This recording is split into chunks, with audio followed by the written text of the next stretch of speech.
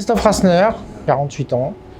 J'ai monté ce projet avec ma femme il y a maintenant 4 ans.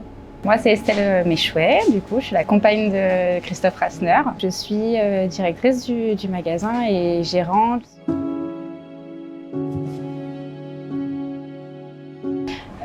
Faut savoir que du coup, les gasteliers, l'origine du mot vient de Gastel.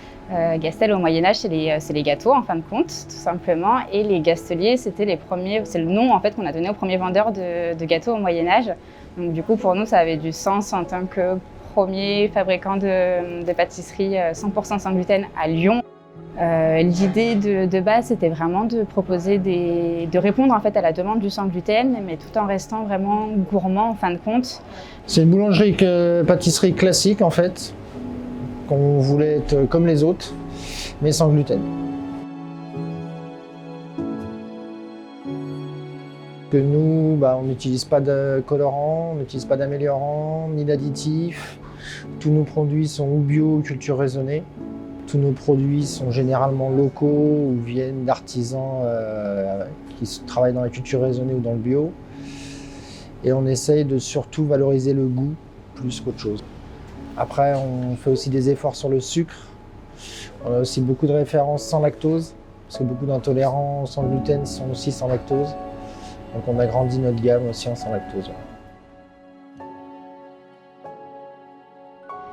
Et l'idée finale, en fin de compte, c'est que tout le monde puisse rentrer dans le magasin sans trop se poser de questions, être simplement attiré par les produits, par le visuel, revenir par la suite pour le goût et surtout retrouver cette notion de partage, en fin de compte, qui s'était perdue pour les personnes qui mangent sans gluten. Il y a vraiment une situation sociale qui se brise assez facilement en fait, parce que on se retrouve autour d'un repas, ça a du sens et c'est vrai que c'est quelque chose qui s'était perdu pour les personnes qui mangeaient sans gluten parce qu'il y avait les plats sans gluten et les plats avec qui ne pouvaient pas être mélangés.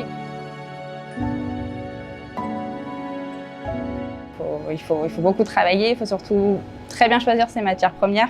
Clairement, c'est ce qui fait vraiment la différence en fait. C'est vraiment les matières premières parce que nous, à contrario, et surtout dans le choix qu'on a fait, de travailler avec de bons produits, de ne pas avoir d'améliorants, d'additifs, etc. ou d'exhausteurs de goût ou en tout cas d'exhausteurs chimiques, on ne peut pas travailler autrement qu'avec des bons produits parce qu'on ne se cache pas en fait derrière du sucre ou ce genre de choses. Donc c'est beaucoup de travail, beaucoup de tests et de la persévérance et à force on y arrive, mais il faut beaucoup travailler aussi avec les clients, c'est très important.